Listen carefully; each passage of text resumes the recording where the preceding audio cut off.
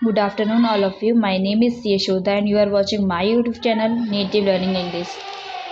So guys मैं आज आपके लिए बहुत ही इंपॉर्टेंट टॉपिक लेके आई हूँ जिसके थ्रू आप अपने आप को इंट्रोड्यूस कर पाएंगे, राइट। टॉपिक का नाम है सेल्फ इंट्रोडक्शन।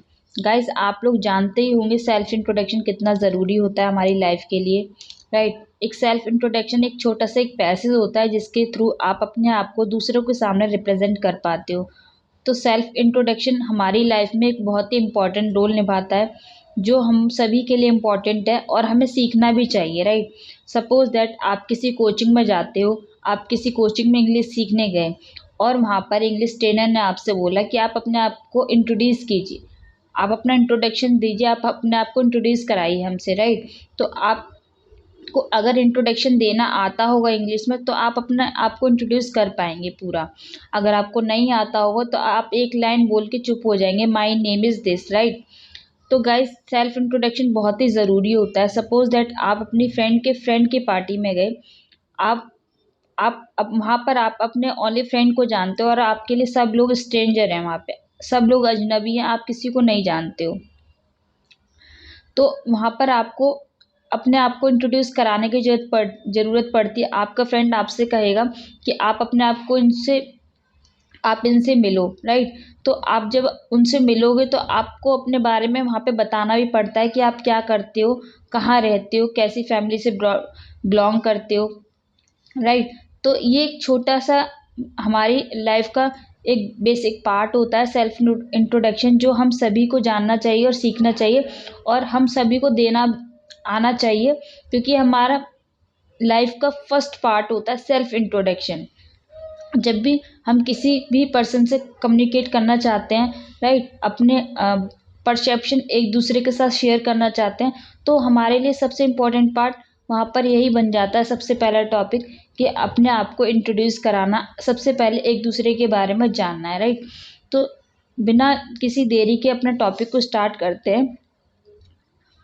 तो गाइज सबसे पहले जब आप सेल्फ इंट्रोडक्शन देते हैं तो आपको ग्रीटिंग करना है। आप जिसको भी इंट्रोडक्शन दे रहे हैं, राइट, हो सकता है वो आपका इंटरव्यूअर हो, राइट, वो आपका फ्रेंड हो या फिर आपका क्लासमेट हो, राइट। फ्रेंड हो, रिलेटिव्स हो, क्लासमेट हो या फिर किसी टीचर को आप इंट्रोडक्शन दे रहे हैं। तो ध्यान रखिए गाइज, अगर आप फॉर्मल प्लेस पे आप इंट्रोडक्शन दे रहे हैं, राइट, प्रोफेशनली वे में आपको इंट्रोडक्शन देना होगा। आप वहाँ पर ये यूज़ नहीं कर सकते हैं कि hi ma'am, hi sir, right. अगर आप इंटरव्यू देने जा रहे हैं तो आपको वहाँ पे टाइम के according good morning, good afternoon के साथ विश करना है। और जब भी आप किसी को विश करते हैं तो ध्यान रखिए आपके फेस पे एक हल्की सी स्माइल होनी चाहिए। आपको एक हल्की सी स्माइल के साथ उनको ग्रीट करना है, राइट। जब आप उनको ग्रीट करते हैं उसके बाद आपको बोलना है thanks for giving me this opportunity. आपको उनको धन्यवाद बोलना है कि उन्होंने आपको ये अपॉर्चुनिटी दी कि आप अपने आप को इंट्रोड्यूस कर पाए हो उनके सामने, राइट, करा पा रहे हो। तो उसके बाद आपको अपना नाम बताना है, माई नेम इज़ दिस। आपका जो भी नाम है आपको अपना वहाँ फुल नेम बताना है, राइट।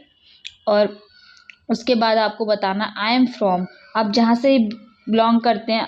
आप दिल्ली से हैं तो दिल्ली बताइए, पंजाब से हैं पंजाब या हरियाणा से, आप जिस भी जगह से बिलोंग करते हैं आपको वो बताना है, राइट। और कभी कभी ऐसा होता है कि हम बिलोंग कहीं और से करते हैं और रहते कहीं और है, तो आप ये भी बता सकते हैं I belong to Delhi but I currently live in Punjab. तो आप वहाँ पे ये बता सकते हो कि मैं दिल्ली से बिलोंग करता हूँ बट जो अभी करंटली मैं रह रहा हूँ वो मैं पंजाब में रह रहा हूँ, ठीक है। उसके बाद आई एम अ स्टूडेंट, आप कौन हो, आप स्टूडेंट हो या टीचर हो या डॉक्टर हो, तो आपको उसी के अकॉर्डिंग बताना, या आप बिजनेसमैन हो। तो ध्यान रखिएगा इस जब भी आप बताते हैं तो आपको वहाँ पे आर्टिकल का बहुत ध्यान रखना है। I am a student, I am a student, तो यहाँ पे जो स्टूडेंट का ये फर्स्ट लेटर है वो क्या है, कॉन्सोनेंट साउंड दे रहा है स्टूडेंट, एस।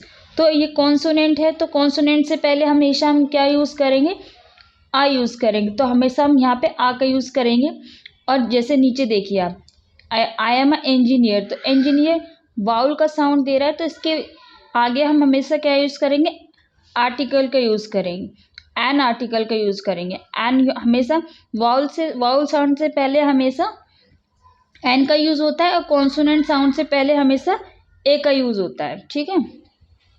उसके बाद आई हैव डन, आपने जो भी किया हुआ है, मान लो आपने 10th किया हुआ है तो आई हैव डन 10th, ठीक है। आपने ग्रेजुएशन किया हुआ है, आई हैव डन ग्रेजुएशन। आपने बीएससी किया हुआ है, बीकॉम किया हुआ, जो भी किया हुआ है आप उसको बताएंगे।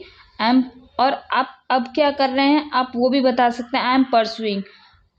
आपने 10th किया हुआ है बट आप अब 11th कर रहे हैं, तो आप बता सकते हैं I have done 10th and I am pursuing 11th, right. तो आप बता सकते हैं कि आपने 10th किया हुआ है बट आप परसुइंग क्या है, अभी क्या कर रहे हैं, वो आप 11th कर रहे हैं, राइट। उसके बाद आपको बताना है कि आप किस टाइप के पर्सन हो। I am hard working and self motivating, तो आप बता सकते हो आप किस टाइप के पर्सन हो। उसके बाद आप क्या कर रहे हो, I am looking for job, I am looking for job, आप अभी जॉब के लिए देख रहे हो। उसके बाद आई एम डूइंग अ जॉब, हो सकता है कोई जॉब के लिए देख रहा होगा और कोई पर्सन जॉब कर रहा होगा, तो डिपेंड करता है सिचुएशन पे कि आप क्या कर रहे हैं। आप जॉब देख रहे हैं या फिर जॉब कर रहे हैं। आप जॉब कर रहे हैं, I am doing job as a sales, I am doing job as a assistant manager. हो सकता है आप किसी और रोल के लिए जॉब कर रहे हो, आप बोल सकते हो I am doing job as a sales manager, I am doing job as a sales executive. तो आप जिस भी रोल के लिए वर्क कर रहे हैं आपको वो डिफाइन करना है वहाँ पे। अब आपको माई फादर नेम इज़, आपको अपने फादर का नेम बताना है। My father name is mister Rahul, my father name is, जो भी आपके फादर का नाम है आपको मिस्टर के साथ आपको फादर का नाम बताना है। And then my mother name is, आपको अपनी मदर का नाम बताना है कि आपकी मदर का नाम क्या है। एंड उसके बाद आपको बताना है फैमिली के बारे में, right. I have a joint family, हो सकता है कोई जॉइंट फैमिली में रहते हैं, अपनी चाची चाचा दादा दादी, राइट, सबके साथ में रहते हैं, तो वो जॉइंट फैमिली है।